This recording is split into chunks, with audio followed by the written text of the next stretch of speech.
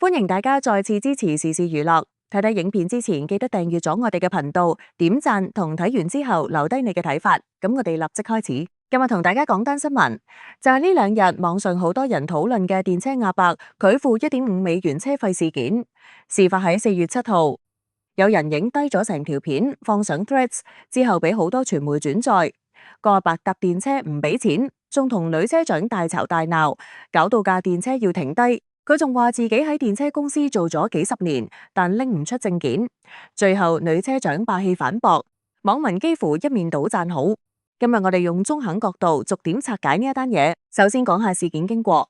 條片長約1分鐘，見到個阿伯已經企咗喺電車門外，同企喺車門嘅女車長理論。阿伯好大聲喝：我喺公司做咗幾十年啦。女車長就話：做咗幾十年，我唔識你噶嘛，阿哥啊，你攞證件出嚟睇下。阿伯就話證件唔見咗，又重申自己做咗28年。女車長重複話唔識佢，叫佢拎證件，如果係員工就唔收錢。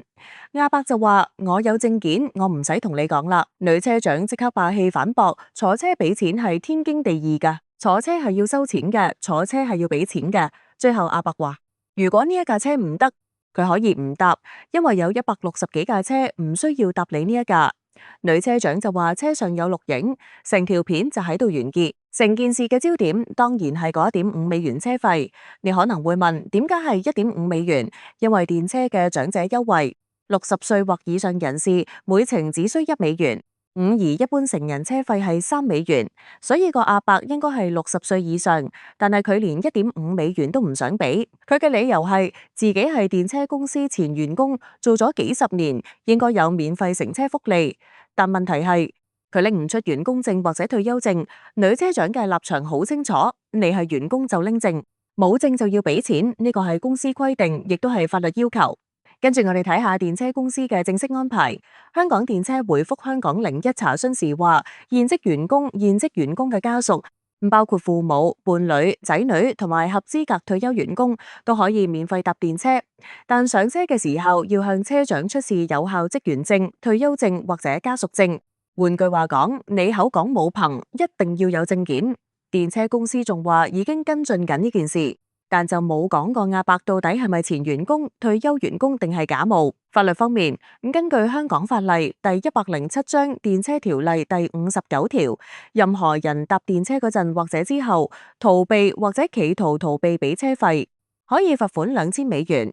即係話1.5美元嘅車費，如果唔俾，最高可以罰2000美元，相差超過1300倍。當然，通常唔會一嚟就罰到盡，但法例嘅存在就係話俾大家知，搭霸王車係犯法㗎。網民反應方面，幾乎一面倒支持女車長。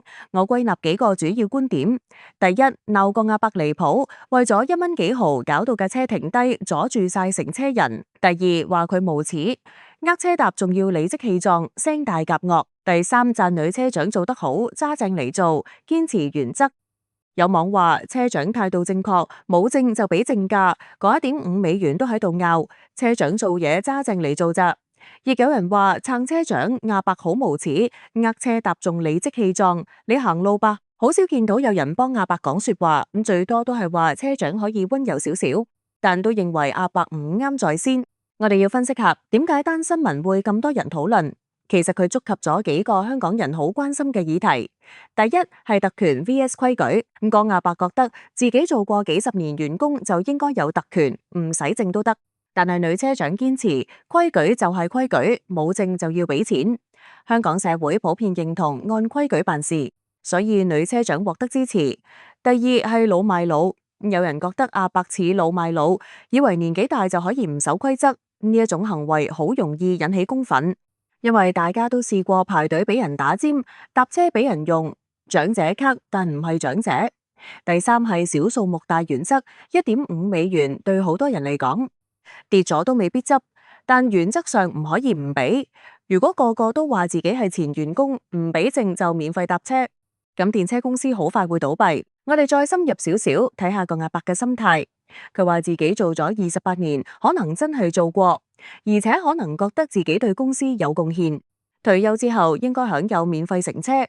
但問題係電車公司有制度，退休員工要拎退休證，可能佢唔見咗張證，或者公司根本冇發俾佢。例如佢係自己辭職，唔係正式退休。喺冇證嘅情況下，車長根本冇辦法核實。如果個個都話自己係前員工，車長就要逐個查，咁仲使做生意？所以女車長嘅做法完全合理。另外，阿伯話160幾架車，我唔需要搭你。呢一句說話好有骨，意思係話你唔俾我免費，我搭第二架大把車。但問題係，就算佢搭第二架嘅車長一樣會要求佢俾錢或者出示證件，除非佢偷偷上車唔俾錢又唔俾人發現，否則結果都係一樣。所以呢一句說話只係意氣用事。女車長嘅回應值得一讚嘅係，佢堅持原則之餘仲好冷靜，佢冇爆粗冇出手，只係不斷重複要求睇證件同埋講坐車俾錢係天經地義。最後仲提醒阿伯，車上有錄影，即係話你嘅行為已經被記錄低。唔好亂講嘢，呢一種專業態度得到網民讚賞。從社會大環境睇，呢一單新聞反映咗香港公共交通工具成日遇到嘅問題，乘客同車長之間嘅衝突，無論巴士、小巴、的士定電車，成日都有乘客因為車費、排隊、落車問題同車長爭執。車長嘅壓力好大，又要揸車，又要處理乘客糾紛，仲要面對公司嘅服務指標，所以好多車長都話呢一份工好難做。今次女車長獲得咁多人支持，其實都係因為大家體諒車長嘅難處。另一個角度，我哋都要諗下電車公司嘅免費乘車政策係咪有改善空間？例如可唔可以俾退休員工一張智能卡，篤卡就得，唔使逐個同車長講，或者喺後門裝個讀卡器，等員工自己篤。當然呢啲要成本，但可以減少前線衝突。另外，公司應唔應該公開交代個阿伯到底係咪前員工？如果係，咁點解佢冇證？如果唔係，會唔會追究佢假冒員工？呢啲都係公眾想知㗎。我哋又比較下其他交通工具嘅類似政策。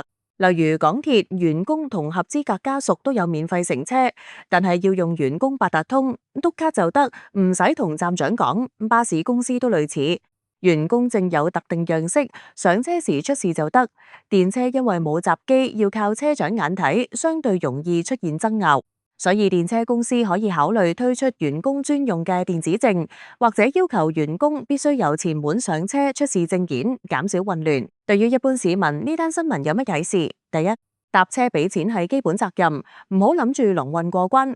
第二，就算你覺得自己有特權，都要跟程序，冇證就係冇證。第三，遇到糾紛，盡量冷靜，唔好大聲鬧人，否則只會令自己更難落台。第四，支持車長揸正嚟做，因為佢哋只係執行公司規定，唔係為難乘客。最後講下個人分析，我認為個阿伯好大機會真係做過電車公司，但可能已經離職好耐，或者退休時冇拎到正式退休證，佢可能習慣咗以前口同鼻講就免費。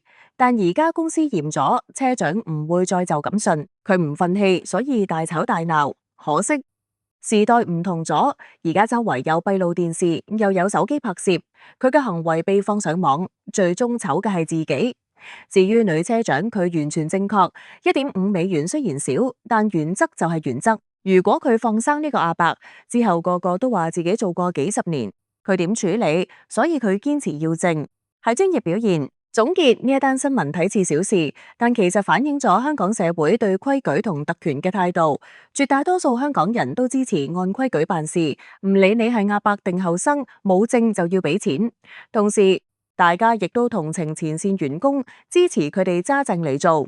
希望電車公司可以藉今次事件，檢討員工免費乘車嘅核實程序，減少類似衝突。至於個阿伯，如果佢睇到呢條片，希望佢明白，為咗1.5美元搞到咁，真係唔值得。大家都嚟到最後啦，未訂閱點讚嘅朋友，請訂閱、點讚，同埋可以睇埋我哋今日嘅其他精彩內容。